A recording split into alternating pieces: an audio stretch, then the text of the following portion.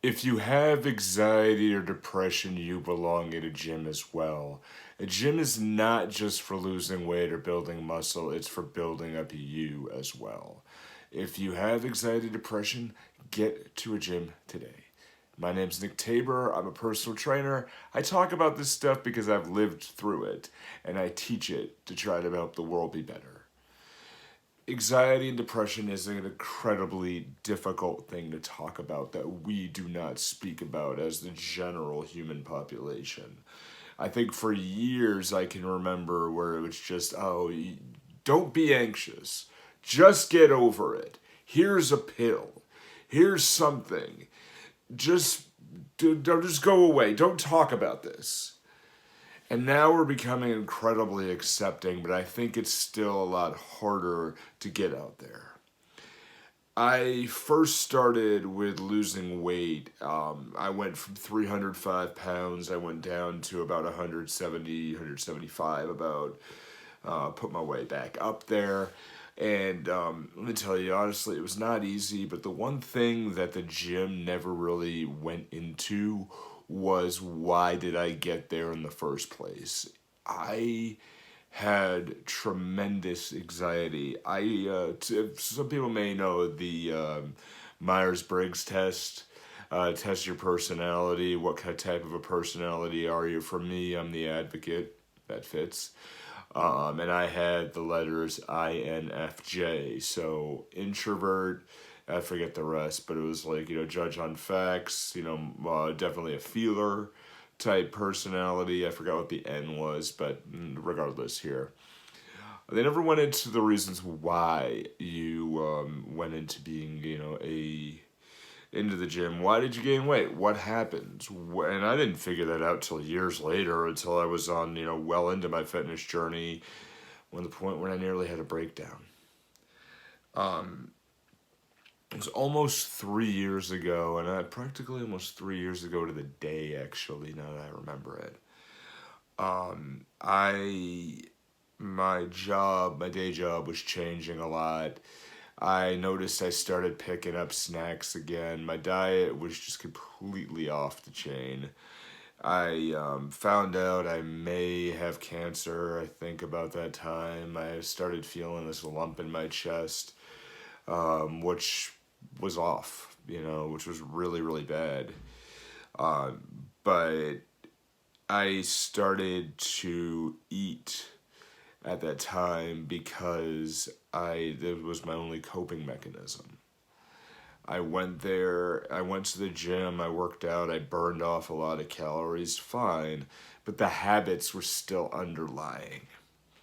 Now, if you have anxiety, depression, what we can do at a gym, and it's the reason why I jumped into this business, is to reduce that, because we want to be able to trade one habit that you have where you might be eating a lot and you might have a problem. You want to be able to trade that for good habits like lifting weights, working out, eating right, you know, all the other stuff, but you learn it there. If you go to a gym for a mental health reason, what you get into there is it's just yourself, the music, you have in your headphones. After that, it's just you, the iron, and the machines. That's it. I could think this is probably the one time place. Well, there's many places, but I could think of maybe a few that I get into where, I go into the gym, it's just me. My head is totally cleared. I'm not thinking about what I was at work. I'm not thinking about, anything I gotta do, like, oh, I gotta make dinner later or meal prep. I'm not thinking about my car having a problem or my animal sick or my wife having an issue. I'm just getting through the motion. And the more you get the clear headed feeling of just having that moment of peace, the better you're going to be. I have one of my best friends who, she is a yoga teacher. She does really, really, really well. And she found peace through exercise and being a yoga teacher and getting on the mat and just learning poses, and it doesn't have to be weightlifting. It's just getting somewhere and getting somewhere to work out where you're not thinking about what you got to do later. You're thinking about what you have, and that's the biggest cure. Also, thinking on a technical side, right? What happens is when you have that depression, when you have that anxiety issues, exercise releases the endorphins in your brain and makes you feel just as good as if you just had sex or if you just ate a whole bunch of food. It's the exact same thing by science that makes you feel a lot better. So we're all looking at that. Nick, how do you do it? How do you get started? What do you do? What's the right gym? All right. I'm going to give you a 3-step process to go ahead and figure that out. Number 1, you got to find the right gym. So what a lot of gyms go through, they have a trial basis where you can set up for a couple of weeks, get in there, figure it out, take a look at it. What I would do is, at the time of recording this, it's around late October. I would not pick a gym when it is peak season. I would go into a gym and just go, don't go during the night. Go, if you can, take some time off and just go during the times where it's, fairly a good amount, there's not a lot of people in there, and just get used to being in there. Your biggest step may be the fact that you just got to get to the gym. Get there. Even if you have to have somebody drive you, if you live in the Massachusetts area, contact me. Like, I will go get you, even if it's not my own gym, I will get you there. We get to the gym, okay, good. You just kind of play around with stuff. Maybe you're not doing stuff right. You do pick stuff up and then you figure out what you got to figure out. 2, if you like the gym, great, sign up for a permanent plan. But, first and foremost, before anything, it is 2, but also it's kind of 1.2. Pick up get authorization from a doctor. Make sure health-wise you're okay for exercise, but hire a personal trainer.